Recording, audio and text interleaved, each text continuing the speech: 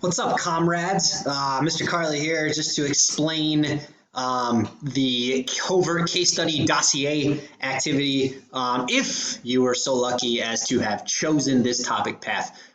So following the Korean War, you see not just overt methods of intervention in other countries for the U.S. to promote its global interests, but also covert or undercover or secretive methods. And there's a variety of these that occur throughout the Cold War and continue even into today.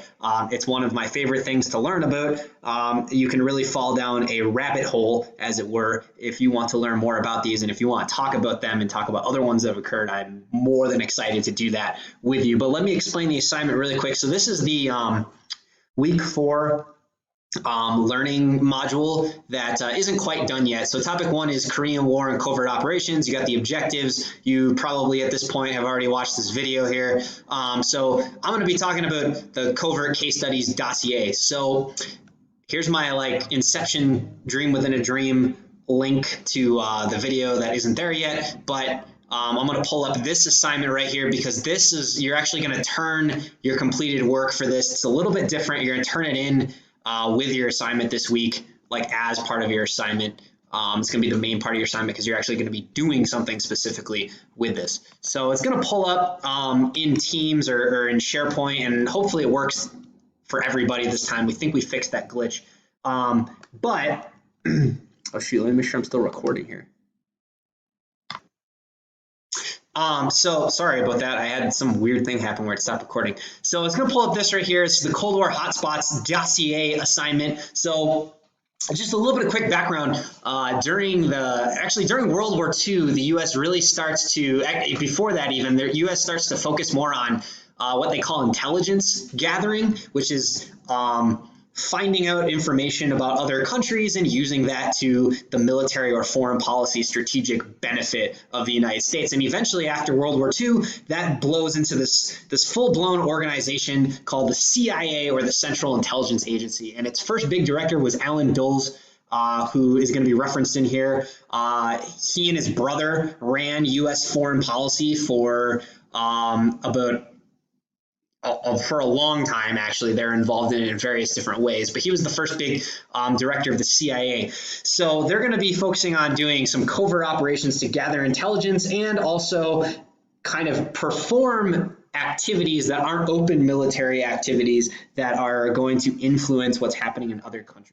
So here's the objective. It goes back to the learning objective for the module. So we're going to look at how the U.S. used covert and overt methods to maintain their national interests and position as a global leader during the Cold War. We're not going to really have overt examples here. This is going to be mainly covert with these case studies. So you don't have to worry about answering any part of the objective about overt. We did that with the Korean War. You'll see it come back with Vietnam, kind of with the Cuban Missile Crisis as well. But we're going to look at the overt things that they did for national interests and global leaders. Remember, this is all going to be centered on Cold War competition with the Soviet Union and that policy of containment, containing communism. It's actually going to get a little more aggressive. You're going to see a little bit of example of the United States trying to do some of that Pax Americana, rolling back communism type of thing. So anyway, I won't bore you too much with all the background details. I'll just get into what the assignment is. So the task is you're going to pick one of the Cold War, we call them quote unquote hotspots, just so you needed a dad joke in your life, from the choices that I've given you, and I'll show you where you can find those, and you're going to develop what's called a dossier for CIA Director Allen Dulles regarding U.S. actions in the region. If you're not familiar with a dossier, it's basically a collection of documents which are usually classified, which means that they're secret and they're not supposed to be open to the public, at least until a later date, and it's collected about a specific person or an event.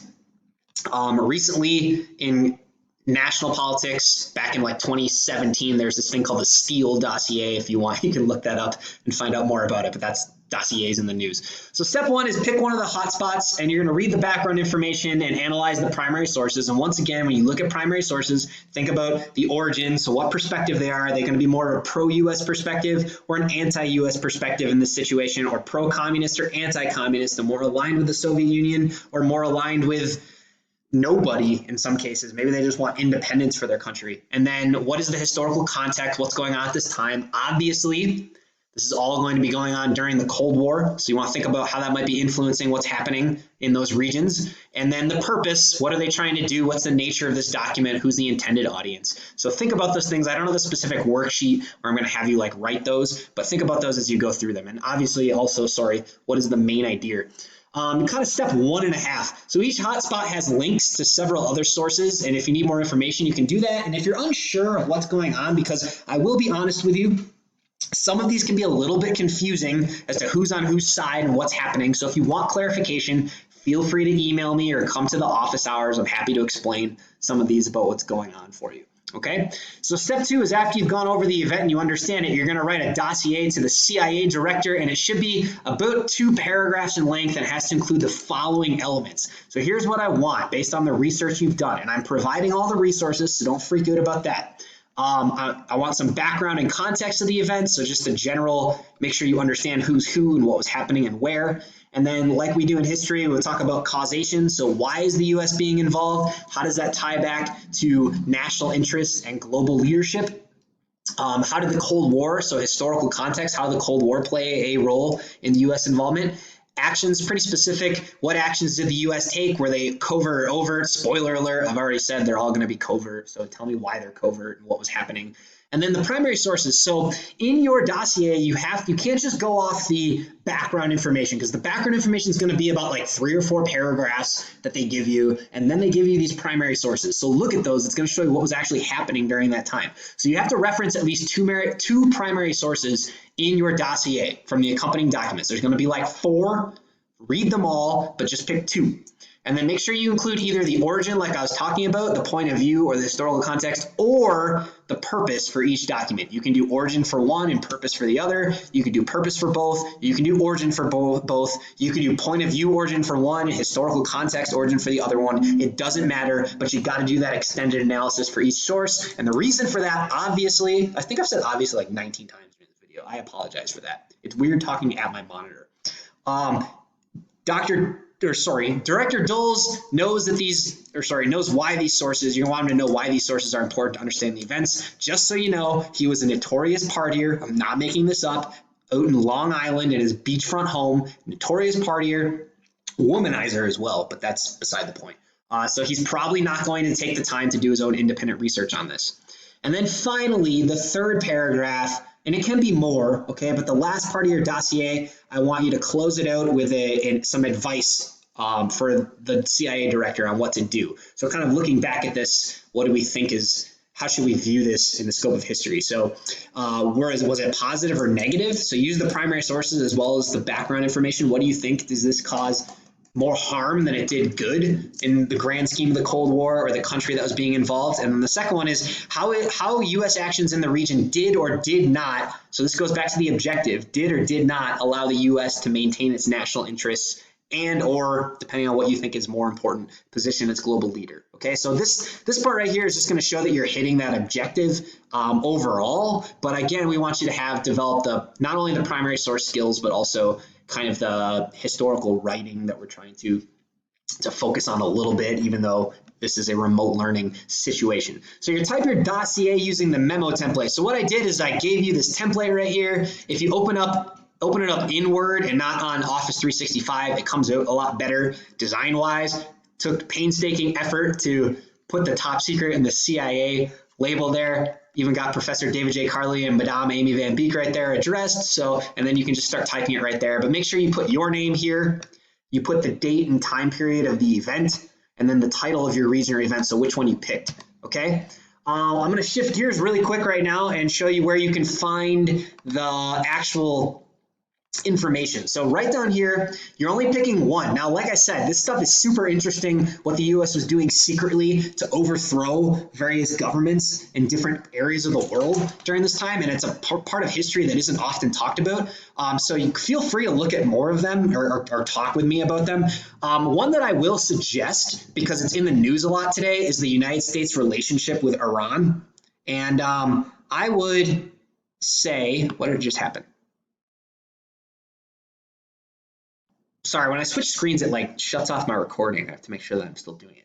I would highly suggest, just based on its applicability to what's going on in current world events, pick Iran. That's probably one of the best ones. These are all good options. Angola is a little bit outside of the time period, but I think Iran's a good one if you don't care or you don't know which one to pick. So I'm going to make sure that this works here.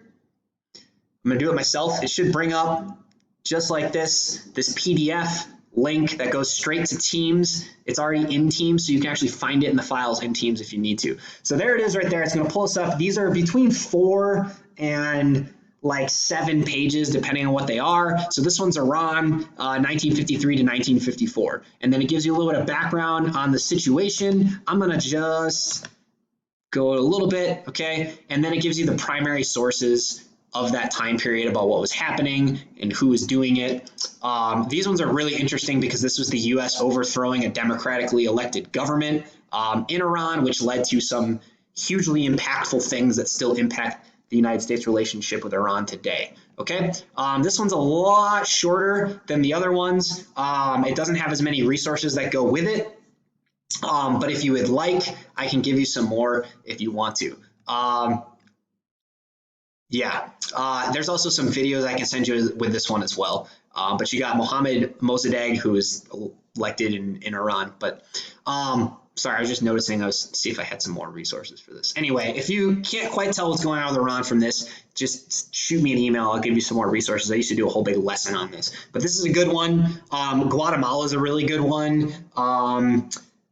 Congo's a little bit hard to understand, but it's an interesting one as well. And then Cambodia kind of leads into Vietnam, which is also a nice little transition there. Okay, so I will shut up now. I'm going on 12 minutes, but when you're done, you can take notes however you would like to, but you're going to put this on this memo right here, and that's going to be the assignment that you upload for this topic. All right, so let me know if you have any questions, and I hope you have a little bit of fun with this and be a little creative and learn about something that you probably haven't heard about before.